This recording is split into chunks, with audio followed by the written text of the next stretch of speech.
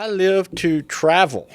I just got back from Antarctica a couple of years ago. Oh, wow. How many people do you know have been to Antarctica? Very few. So that really puts you in a different slice of connections, okay? Come hang with Homer, let's have a chat.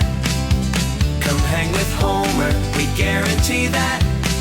Hanging with Homer is where you're at. You are now hanging with Homer. You know, I read a lot of books. How many books do you read, Homer? That's what a lot of people ask. I usually read about 3 books a week, so I would say about 100, at least 100 a year. I read and I listen.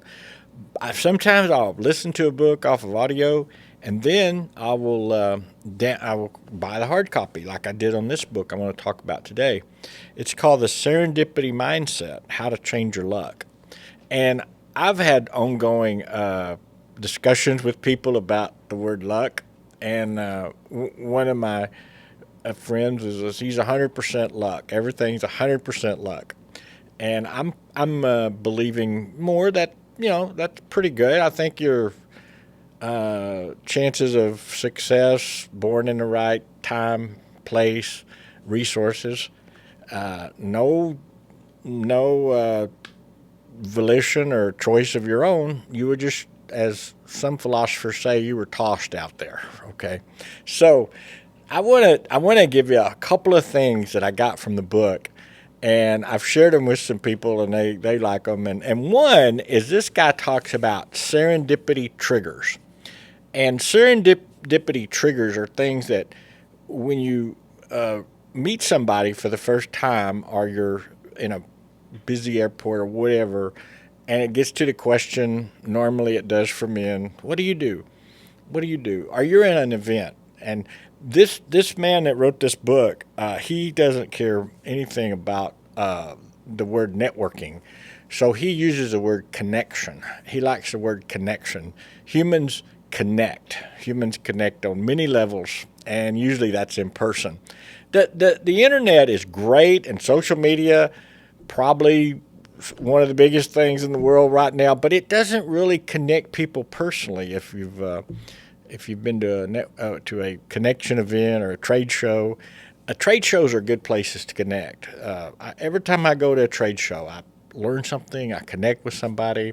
But anyway, so I have a friend who happens to be an attorney, and I told him the other day, I said, I'm going to talk to you about these serendipity triggers. And so you're out in some event, a dinner, somebody comes up and says, what do you do? Well, I wouldn't start with the word attorney, okay? I just don't think that's the connection and the serendipity you want to get to. You want to create a trigger. You don't want to create a trigger with that. So what you would do is you would say, I live for SMU football. And literally he lives for SMU football. SMU football is big to him. So you'd say, I live for SMU football. Number 2, I live to travel. I just got back from Antarctica a couple of years ago. Oh, wow. So the person says, oh, really, Antarctica. How many people do you know have been to Antarctica? Very few. So that really puts you in a different slice of connections, okay? And then I said, you might say, I live for biking. I bike 38 miles a day at times. And my friend is very competitive, so he has a record at a school here when he was in high school. He said, I was obsessed with sports. I mean, I'm still a little bit as a purveyor and as a spectator, but I used to play.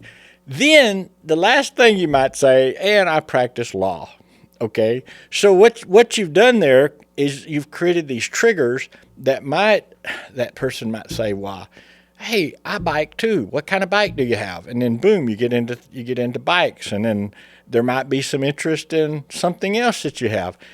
So what serendipity triggers are things that connect you to people that you can actually have something in common and some similar interest. And who knows where that might go. So Steve Jobs at Apple, when he designed workflow places, he wanted everybody to be together. And he got rid of cubicles. He had open spaces. He orchestrated things where people would have to bump into each other because of connection. Therefore, you have somebody working on music, and somebody, when they had the iPod, somebody working on the device. They talk, and things kind of emerge from there. Because basically, what you're trying to do is hedge connections in an advantage for both people. Not to take advantage, but advantage for both people. So that's serendipity mindset. And the other big thing about a serendipity mindset, I think, is curiosity. And that's one thing he really emphasizes, being curious. And boy, with the tools on the internet today, ChatGPT, you can ask ChatGPT anything. You've got 1,000 minds potentially coming to your rescue of anything you want to ask ChatGPT. So that's serendipity mindset. So Brandon here, he met the love of his life. We were just talking about it before we started filming here at Best Buy. But I said, well, how'd you get to Best Buy? He said, well, actually, it was another girlfriend. Another older girlfriend at the time wanted him to move up the economic chain. And she said, or he looked at, Best Buy, and he's really into electronics. He goes out there and he meets a girl who he does walk by every day, and he would say, well, hello, good looking. He started with hello, good looking. Wow, that's another thing besides just, hey, where are you from? Where are you from? What do you do for a living? Well, hello, good looking. You can't use that on everybody in every place. You'll get walked out of the company.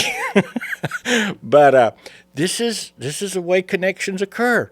And then the way I met Brandon is Brandon worked at a Thai restaurant, okay?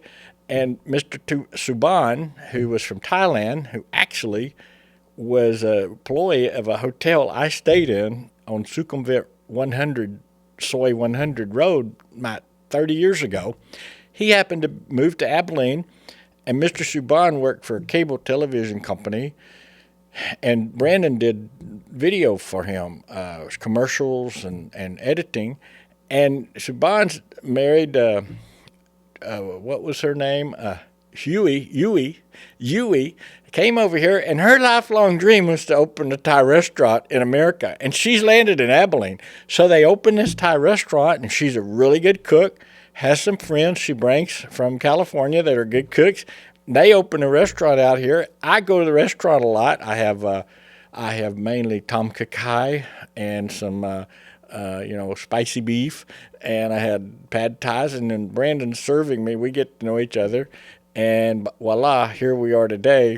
We're doing this podcast together, and Brandon does all my editing and stuff. And when you think about those connections, they're incredibly patterned, and you see it perfectly now, but you didn't know back then. Eating at a Thai restaurant lead me to Brandon and lead me later on to the podcast world.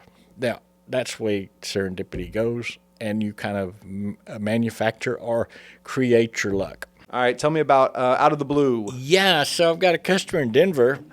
She takes jackets from vintage shops and repurposes them. She adds fringe to them, and I happen to be her fringe lunatic supplier. Call myself a fringe lunatic.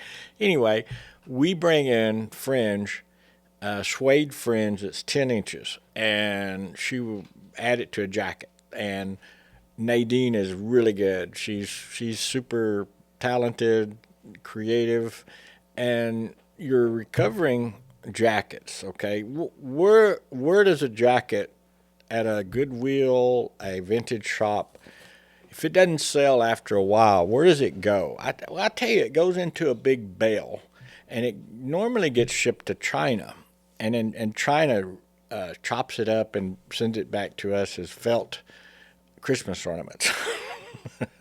So that's where your old clothes are. If you go get those felt Christmas ornaments, that's your jackets, and that's your jeans. Okay, so we don't need to send it all the way back, use all that energy. So Nadine goes out to these shops. I think she has pickers as well, people that do it for her, finds jackets that she can put the fringe on, turns it into a completely new fashion.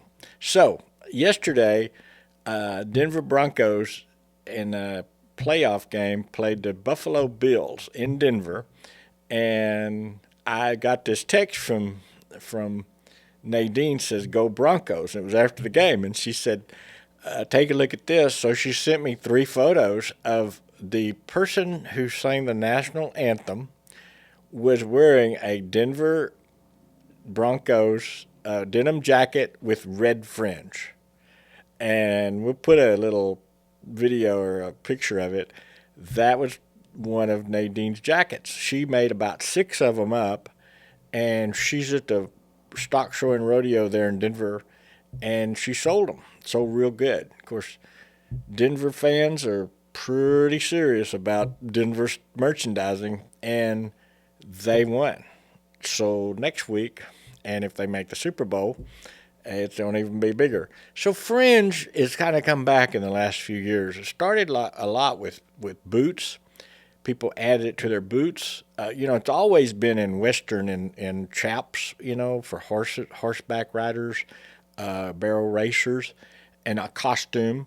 And then it started going into big fashion. You have your polos and, big name fashion people put it on jackets. And again, we see this tide of fashion that's recycles. And Fringe was back 40, 50, 80 years ago in movies, Western. Now it's coming back into fashion. I've seen people say like Beyonce. I think I've seen Post Malone even being a male. Charley Crockett. So yeah, in the music industry, it's really coming back. Huge, Yeah. Huge. And it's like, okay, you can add it to a boot. You can add it to a vest. We sell it by the foot. Seen it on purses. Yeah, hats, purses are big. Hats even. So here's the thing with Fringe. I have to tell you, because I try to explain this to people, and a lot of people, they don't get it. But we sell it by the linear foot, and it's like 2.5, 3 foot sections. People say, why can't I get a 6 foot section? I said, well, it's limitations of cows and constraints. Okay, we have constraints. It doesn't go on forever. It's not an infinite piece of fringe. Okay, so that's the linear foot, and then the tassel length is the length of the fringe part, and ours is 10-inch. I do have some 20, but boy, it's real difficult to make. This is hand cut. This is not a machine. So we have a factory, a friend in India, and he has a man who cuts our fringe, and he does a really good job, and it's all hand labor. I did have a man here in the U.S. that had a machine. The longest tassel length he could cut automation was 6 inches.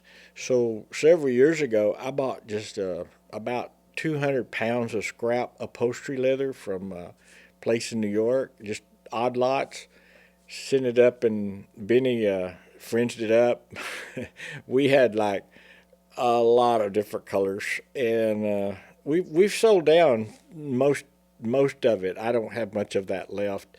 It's hard to do because you don't have a lot of one color. You might have a purple, but you only have 25 feet, and it gets into, like a lot of things I do, very complex, and you don't have enough there to really move the needle. So we've been working on these suede fringe, and that's real fashion, and people like it. Speaking of music industry, what about some Bolo Ties and Grateful Dead, Bob Weir? Yeah, lost Bob Weir. I was not a follower of the Grateful Dead. Now, that's just like period of my life and where I was raised. That music, that particular, but man, I know people now, they eat, sleep, and breathe the Grateful Dead. One of my friends here in town. So we made a bolo with the Grateful Dead skull on it. I think it's called Steal the Face thing. And we've been really selling a lot of those bolos. And we also, we made a buckle with it. A couple of months ago, I had a guy from, I think he's Alabama or Georgia. He bought a whole bunch of Grateful Dead items from me, and we went in and added his own colors that he wanted inside. We resined it inside the skull. But yeah, there's a resurgence in that. The band has been formulated with John Mayer, and they play out at the Sphere. A friend of mine went to hear a live performance. It was really good. One thing about Bob Weir, though, if you do a Google search, his name in Bolo, he wore a lot of Bolos. He was, I think, last year at the Grammys, he was seen with the Bolo and with Taylor Swift. He was a real Western, dresser, and he liked Bolos. So rest in peace, Bob. So another thing I was going to ask, a little off topic, but still relevant. What's something that you think you were wrong about in your 30s or 40s? Could be religion, could be females, whatever. What was I wrong about in my 30s and 40s? Well, the internet hit my world about 1992. So I was around, 94 actually. I was around 32. Things were really moving fast in the early days of the internet. The dot-com bubble really built up in the 90s. On a few things there, I never understood how Amazon could lose that much money and still stay in business. But I was wrong. I was wrong about Amazon as far as basically taking over the whole United States and e-commerce. Didn't see that. Where the world was going to go in 90s was a little up. We just come out of the Cold War. Everybody thought this thing's going to be smooth sailing from now on. Then a few years, though, we're in another skirmish over in the Middle East. I never thought we would get back in a war like that. I didn't after Vietnam. So I was born in '60s, so I came with. There's a lot of stress going on here with the war. People were really not for that war, and it was confusing to me as a kid. What was going on? Why were we there? I was like, what are we doing over there? And then you see on the TV every day, war. Well, we knew we played war, my buddies and I, but we're G.I. Joes, and these guys are real. These guys are really fighting. For what? And I never really got a good answer till it was a long time before I realized that, yeah, we were over there because somebody else was trying to take over that area, and we didn't like them, and we had to contain it, and we didn't do a very good job, and lost a bunch of people, and people got mad here, and you got the sexual revolution going on, you got the war going on, and it was a catastrophic time. So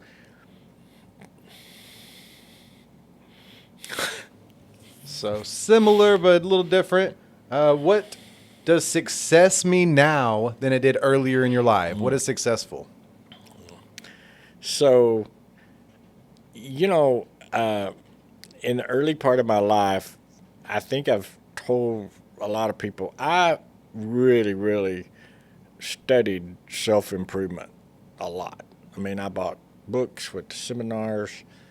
I thought the big hedge was a positive mental attitude. And success meant there was setting a objective and doing all you could to make it happen. So with this business we started was that goal, But the hedge was to be very, very positive about what you're doing. And that's another thing, about anticipation. Luck, as this guy said in the book, it's you got to kind of expect some good things to happen. You got to be open. And So I'd say success is openness to change.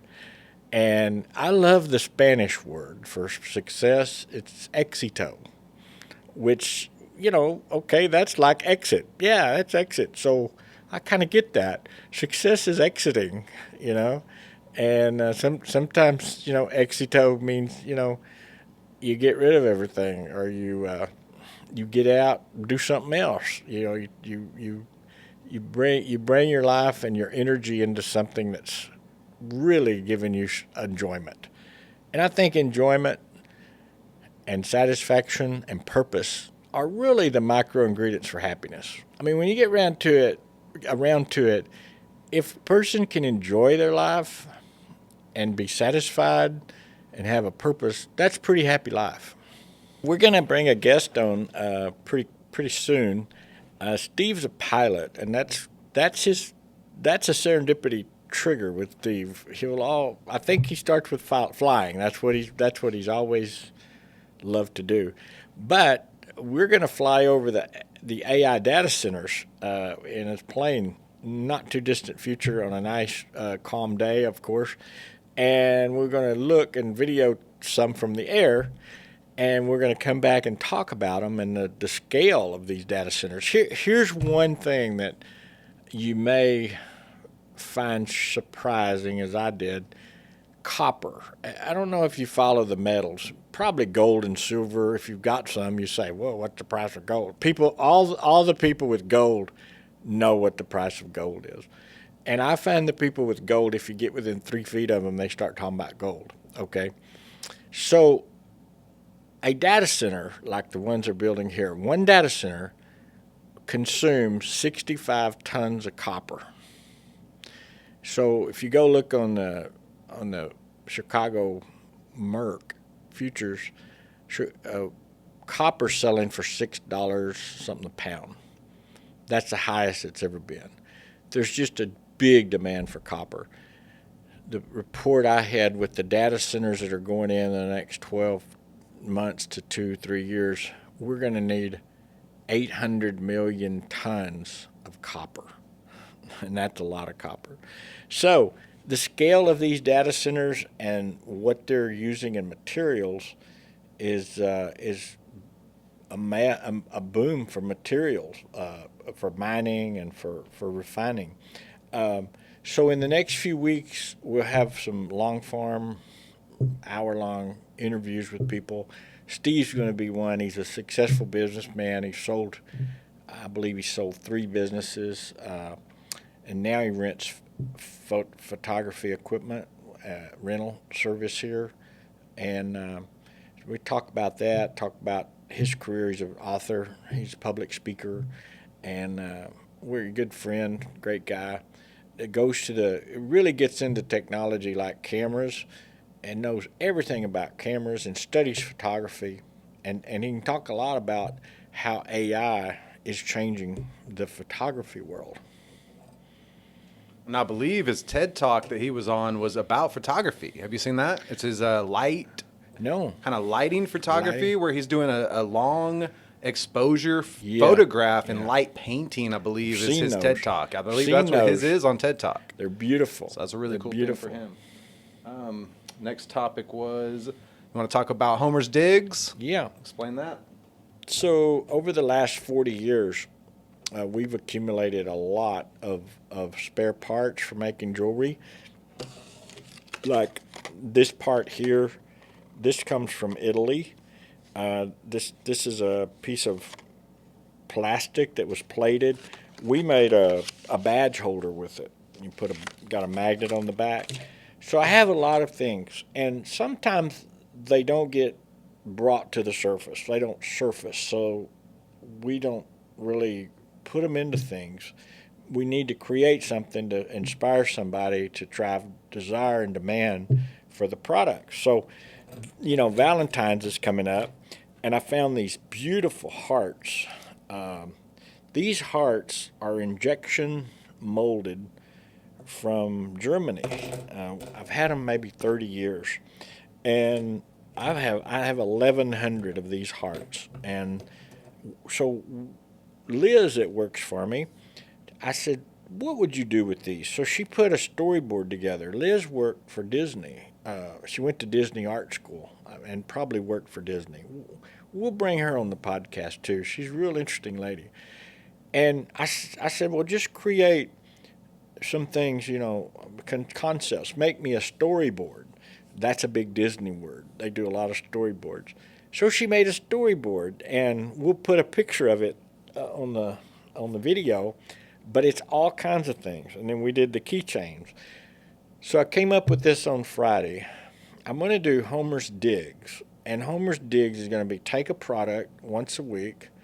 Liz is going to make a storyboard of things to do with it.